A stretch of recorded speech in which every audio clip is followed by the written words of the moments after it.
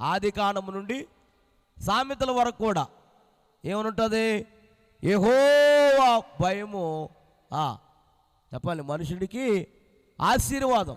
అందుకనే ప్రతి వాక్యంలో ప్రారంభ వాక్యంలో ఏమనుంటుందంటే ఆదికాండము నుండి ఏమనుంటుందంటే యెహోవా భయము భక్తి. భయము భక్తి అంటే ముందు దేవునికి ఏముండాలంటే భయం ఉండాలి, ఆ తర్వాత ఏముండాలి? భక్తి ఉండాలి. అందరికంటే భక్తి కంటే ప్రార్థన కంటే అన్నిటికంటే ప్రాముఖ్యంగా ఏముండాలంటే దేవుని భయం ఉండాలి.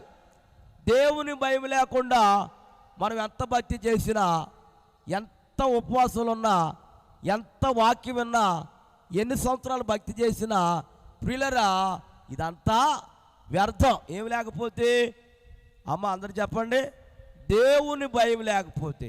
దేవుని భయం లేకుండా మనం ఎంత భక్తి చేసినా, ఎంత వాక్యం విన్నా, ఎన్ని ఉపవాసాలు ఉన్నా, ఎంత ప్రార్థన చేసినా వ్యర్థం.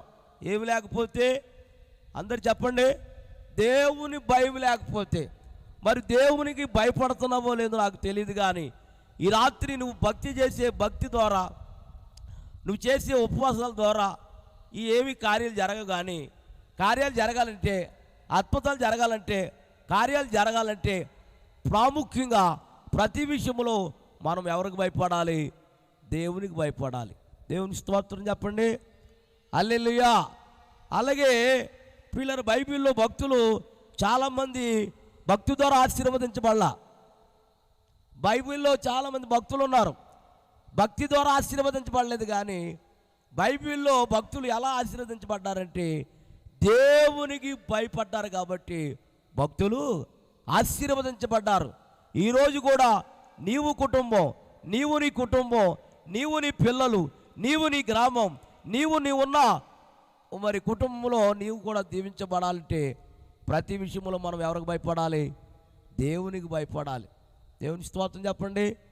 ఆకాశం దేవునికి భయపడుతుంది, భూమి దేవునికి భయపడుతుంది, సముద్రం దేవునికి భయపడుతుంది, ఆయన సృష్టి యావత్తు కూడా దేవునికి భయపడుతుంది. కానీ మనుషుడు దేవునికి భయపడతాలా? వాన తేలిపోద్ది, ఇదే వాన. దేవుడు రాకడ వచ్చేటప్పుడు జలప్రళయం పంపించేస్తాడు. జలప్రళయం అప్పుడు తప్పించుకోగలవా? వానెత్తే తట్టుకోలేవు, ఎండతో తట్టుకోలేవు. ఏంటి భక్తి నీకు? మన ప్రకటిస్తున్నా, ఎవరి గురించి ప్రకటిస్తున్నాను? దేవుని గురించి ప్రకటిస్తున్నాను. ఆయన తెలీదా? చెప్పండి గట్టిగా. ఆకాశము ఆయన సింహాసనం, భూమి ఆయన పాదపీఠం. ఏం చేయాలన్నా ఆయన చిత్తం లేనిదే ఏది జరగదు. స్తోత్రం చెప్పండి గట్టిగా, హల్లెలూయా. ఒక మాట చూపిస్తాను చూడండి, ఈ మాట చెప్పి సాక్యంలోకి వెళ్ళిపోతాను. చూద్దాం చూడండి, ఆదికాండము 22వ అధ్యాయము మొదటి నుంచి కొన్ని వచనాలు చదువుకుందాం. ఆ సంగతులు జరిగిన తర్వాత దేవుడు అబ్రాహాముని పరిశోధించి ఎట్లనగా, నా అబ్రహమా అబ్రహమా అని పిలవగా అతడు చిత్తము ప్రభువా అనెను. అప్పుడు ఆయన, నీకు ఒక్కడైన నీ కుమారుని అనగా నీవు ప్రేమించుచున్న ఇసాకుని తీసుకుని మోరియా దేశమునకు వెళ్ళి అక్కడ నేను నీతో చెప్పబోవు పర్వతములలో ఒక దాని మీద దహన బలి అర్పించమని చెప్పారు. స్తోత్రం చెప్పండి గట్టిగా. అబ్రాహాముతో ఎవరు మాట్లాడుతున్నారు? దేవుడు మాట్లాడుతున్నాడు. ఏమని? అబ్రహామా, నీవు ప్రేమించుచున్న ఇసాకుని తీసుకుని నాకు ఏమివ్వాలి చెప్పాలి? బలి బలి బలి బలి. ఆయన బలి కోరే దేవుడు ఏమాత్రం చెప్పండి కాదు. ఆయన ఏ బలి కోరే దేవుడు అంటే విరిగిన నలిగిన దేవునికి ఇష్టమైన బలి. కానీ ఆయన ఏమాత్రం నరబలి కోరే దేవుడు కాదు. ఎందుకు అడిగాడంటే ఇస్తాడా ఇవ్వడా? అందుకనే ఎందుకు పరిశోధన పెట్టాడంటే దేవుడు ప్రియులరా అబ్రహాం ఏం చేస్తున్నాడు? రోజు ప్రతిరోజు వాళ్ళ కొడుకుని ఏం చేస్తున్నాడు? ప్రేమిస్తున్నాడంట. కొడుకుని ప్రేమించవచ్చు, భార్యని ప్రేమించవచ్చు, భర్తను ప్రేమించవచ్చు, తల్లిని ప్రేమించవచ్చు, తండ్రిని ప్రేమించవచ్చు, కొడుకుని ప్రేమించవచ్చు, కూతురిని ప్రేమించవచ్చు. కానీ నాకంటే ఎక్కువగా ఎవరిని ప్రేమించుకున్నాడు? ఎవరో అందరు చెప్పండి. ఏమన్నాడు? నాకంటే నీ కుమారుడైనాను, నాకంటే నీ కుమార్తె అయినాను, నాకంటే నీ తల్లినైనాను, నాకంటే నీ తండ్రినైనాను నాకంటే ఎక్కువ ప్రేమించువాడు నాకు పాత్రుడు కాడు.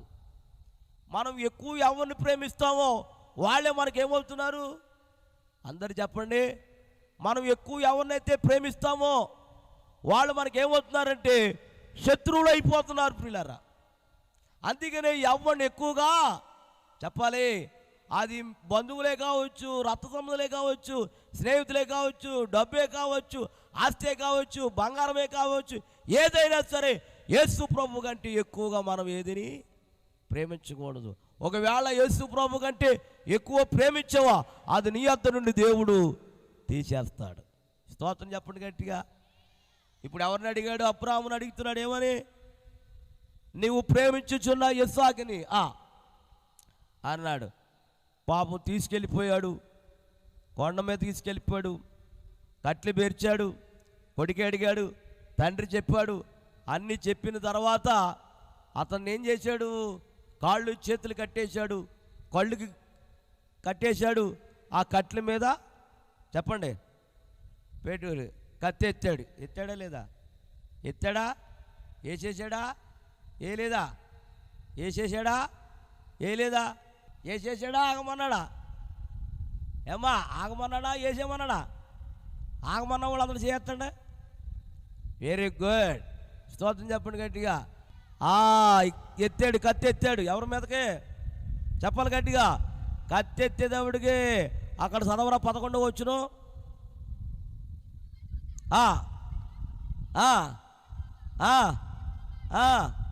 పిలిచును, అందుకు అతడు చిత్తం ప్రభు అనెను. అప్పుడు ఆయన ఆ చిన్నవాని మీద చేయి వేయకుము, అతని ఏమీ చేయకుము, నీకు ఒక్కడైనా నీ కుమారుని నీవు నాకు ఇవ్వటానికి నువ్వు వెనుతీయలేదు కనుక నువ్వు దేవునికి భయపడుచున్నావని ఎందువలన నాకు కనబడుచున్నది. స్తోత్రం చెప్పండి గట్టిగా. హల్లెలూయా చెప్పాలి గట్టిగా. ఎవరికి భయపడుతున్నాడంట దేవుడు? చెప్పాలి గట్టిగా. అబ్రాహాము ఎవరికి భయపడుతున్నాడంట? దేవునికి భయపడుతున్నాడంటండి. అంతేనే కింద వచనంలో ఉంది. ఏమని ఉందంటే ఆ 17 వచనంలో ఉంది, అబ్రహామా నువ్వు నాకు భయపడ్డావు కాబట్టి నేను నిన్ను ఏం చేస్తాను చూడు, నేను నిన్ను ఆశీర్వదిస్తున్నాను, నేను నిన్ను ఆశీర్వదిస్తున్నాను. ఆకాశపు నక్షత్రమలే సముద్ర తీరమందలి ఇసుగు వలె నీ సంతానాన్ని నేను నిశ్చయముగా విస్తరింపచేసేదను. స్తోత్రం.